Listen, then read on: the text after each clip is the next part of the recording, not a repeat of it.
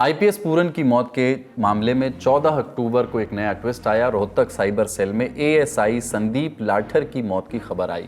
कहा गया कि उन्होंने अपनी जान ले ली है। उनके छोड़े गए एक नोट और वीडियो मैसेज का जिक्र आया जिसमें आईपीएस वाई पूरन कुमार पर भ्रष्टाचार के आरोप लगाए गए हैं।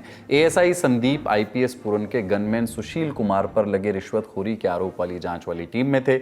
एएसआई का शव रोहतक पानीपत टोल प्लाजा के पास एक खेत में मिला।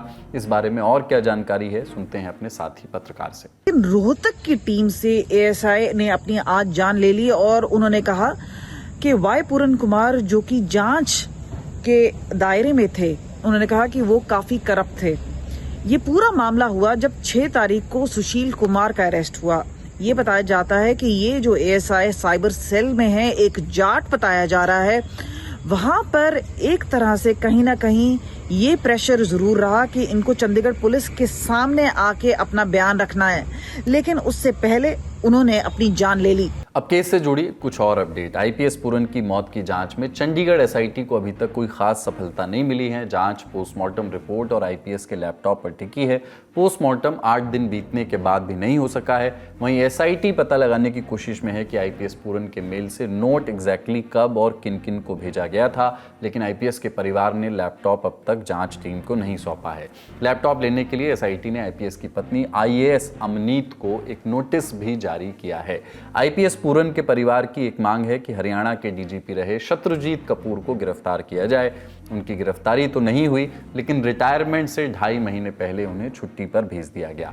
उनकी जगह 1992 बैच के आईपीएस ओपी सिंह को हरियाणा के डीजीपी का अतिरिक्त प्रभार मिला है।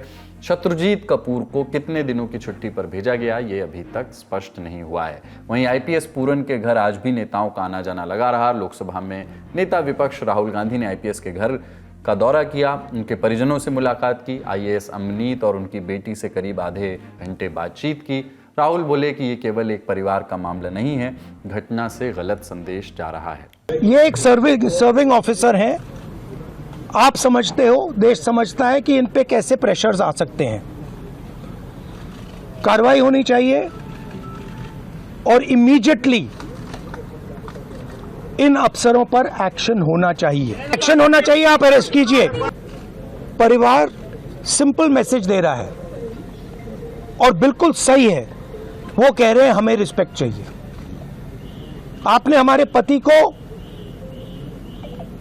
डिसरिस्पेक्ट किया, आपने उसके करियर को खत्म करने की कोशिश की। और ये सिर्फ एक परिवार की रिस्पेक्ट की बात नहीं है, हिंदुस्तान के हर दलित भाई बहन की रिस्पेक्ट की बात है। तो मैं फिर से कह रहा हूं, प्रधानमंत्री से कह रहा हूं, चीफ मिनिस्टर से कह रहा हूं, जल्दी से जल्दी आप कार्रवाई कीजिए। केंद्रीय मंत्री चिराग पासवान ने भी आईपीएस के घर जाकर के उनके परिजनों से मुलाकात की। चिराग बोले कि परिवार की सभी मांगें पूरी की जाएंगी और बिना देर किए एक्शन लिया जाएगा। इसने कहीं ना कहीं, इस घटना ने समाज की उन कुरीतियों को उजागर करने का काम किया, जिसने ये दर्शाया कि आज भी 21वीं सदी में भी जात पात धर्म मजहब को लेकर किस तरीके से लोगों को प्रताड़ित किया जाता है। उनकी जाति के आधार पर उनके साथ भेदभाव किया जाता है।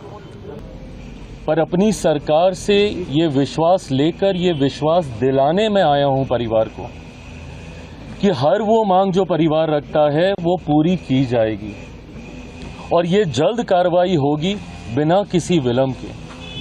8 दिनों तक लगातार सुर्खियों में रहने के बाद भी आईपीएस पूरन का अंतिम संस्कार नहीं हो सका है।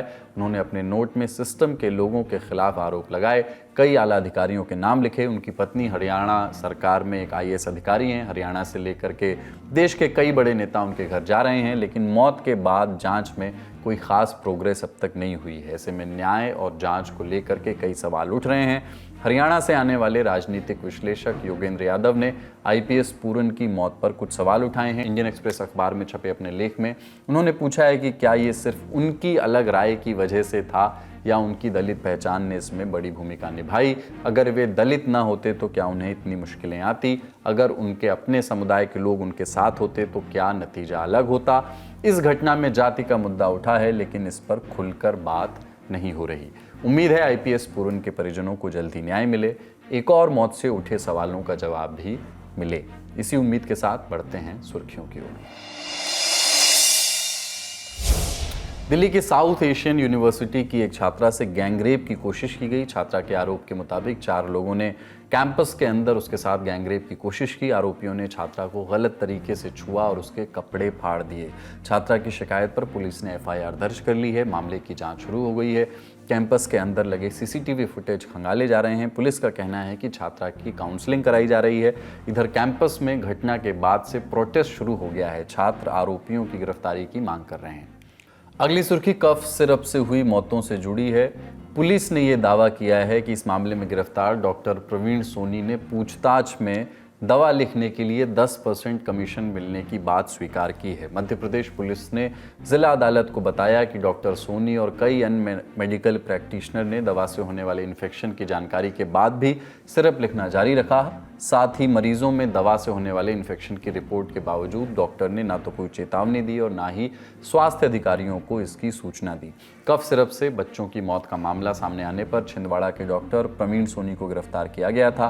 वे परासिया सामुदायिक स्वास्थ्य केंद्र के बाल रोग विशेषज्ञ रहे। उन पर कोल्ड्रिफ सिरप लिखने का आरोप लगा। जांच में इस सिरप में डाई एथिलीन ग्लाइकॉल DEG की मात्रा अधिक पाई गई। DEG एक रसायन है जो किडनी फेलियर की वजह बनता है। डॉक्टर ये दवाई प्रिस्क्राइब कर रहे थे तो डॉक्टर की समस्या तो है ही और पुलिस उसकी जांच करेगी, पर ये दवा बना कौन रहा था और बाजार में उपलब्ध क्यों थी, इसकी जांच जाने कब होगी।